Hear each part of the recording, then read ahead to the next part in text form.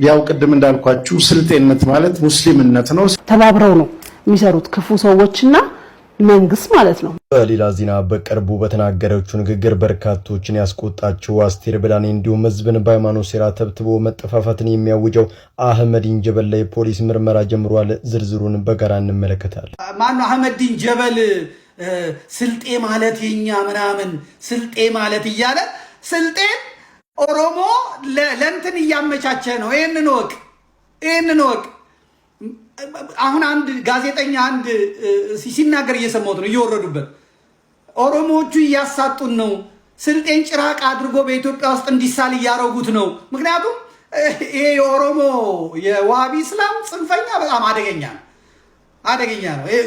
ስልጤው ደግሞ ሲነገረው በቃ ጉብ እያለ ነው።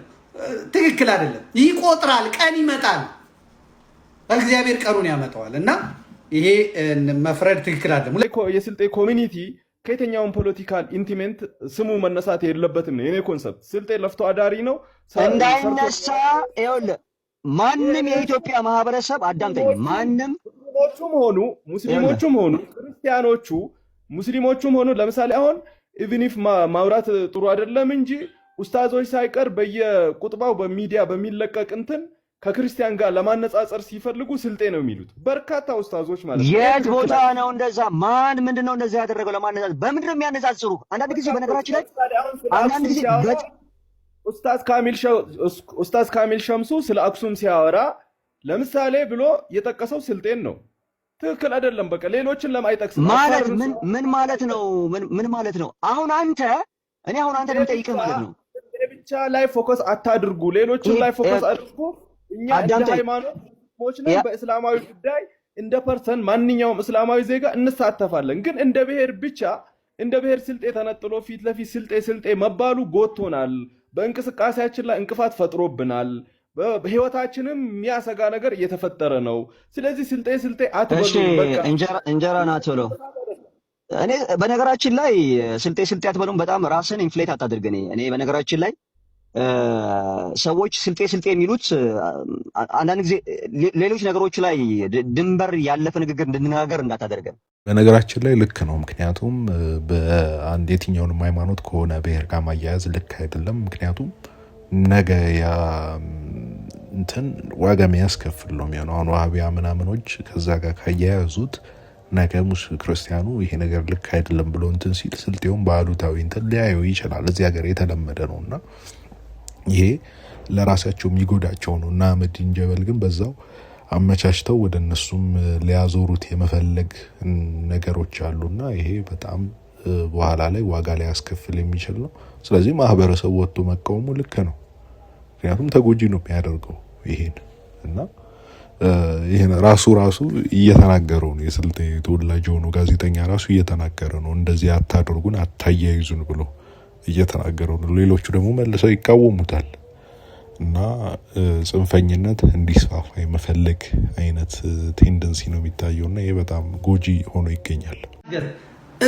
መከራ የሚያበሉ ለምንድን ነው? እውነቱን መቀባባት ስለሌለብን እውነቱን መነጋገር ስላለብን ማለት ነው። አለቀ።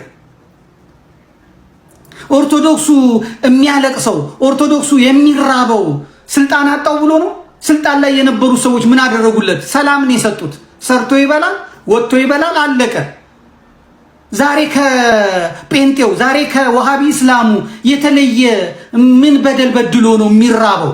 እነሱ የሚደሰቱበት መንግስታችን ዘላለም ኑርልን የሚሉት ምን አግኝተው ነው? በመስጊድ ውስጥ ይሄን መንግስት ምረጡ፣ ይሄ መንግስት የኛ ነው የሚሉት ምን ቢያገኙ ነው? ጥቅም ስላገኙ ነው። ተስፋ ስላላቸው ነው። ያገኙት ነገር ስላለ ነው።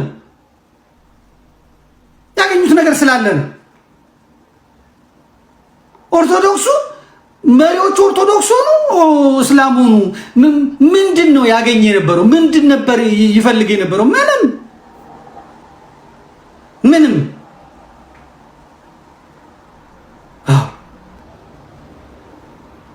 መጥተው ተከምረው የበታችነት ያሰቃያቸዋል። ኦርቶዶክሳዊው ድህነቱ ያስቀናቸዋል፣ ማመስገኑ ያስቀናቸዋል። እነሱ ቤት 60 ኢንች ቴሌቪዥን አለ ባለ ከለር። ድሃ ኦርቶዶክሳዊ ቤት ደግሞ ባለ 14 ኢንች አለች ዳንቴል የምትለብስ። እሱ እንቅልፍ ያሳጣቸዋል። እነሱ ቤት በሳምንት አንዴ ፍየል ይታረዳል። ድሃው ቤት ደግሞ ድንች በአመት ከተገኘ ነው። ግን የድሃው ልጅ ኦርቶዶክሳዊ ፊቱ የፋፋ ሞገስ ያለው ቅባት ያለው ምናምን። ትምህርት ቤት ይሄኛው ጠግቦ ዘርፎ ሀብታም ሆኖ ይሄዳል። ያኛው ድሃው ጠዋት ሄዶ ውዳሴ ማርያም አድርሶ ቤተክርስቲያን ተሳልሞ ይሄዳል።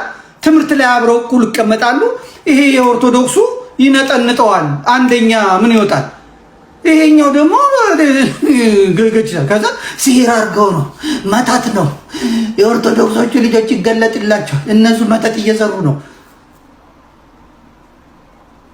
ታላጠና እንዴት ታልፋለህ? የማይገባ ስላላጠና ነው። ሳትማር እንዴት እንትን ትላለህ?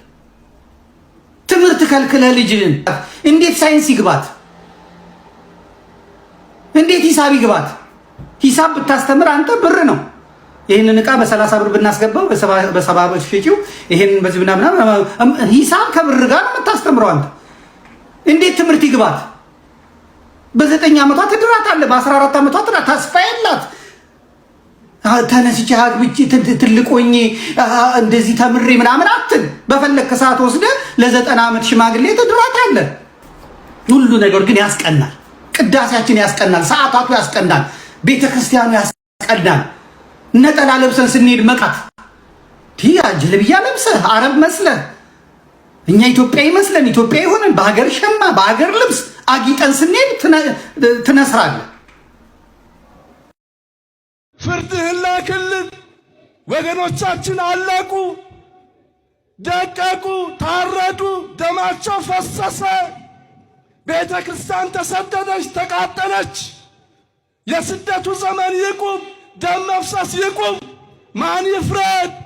ይሄ አምላክ ይፍረድ። ነገራችን ላይ በጣም ከሚያሳዝኑ ነገሮች አንዱ የአርሲ ጉዳይ አንዴ ይነሳል፣ በጣም መልሶ ደግሞ ይረሳል እና በተደጋጋሚ እየተረሳ ዋጋ እያስከፈለ የሚገኝ ነገር ነው ብዬ ነው ማስበው። እኔ በጣም የሆነች ጊዜ ላይ ይነሳል፣ ይታወሳል።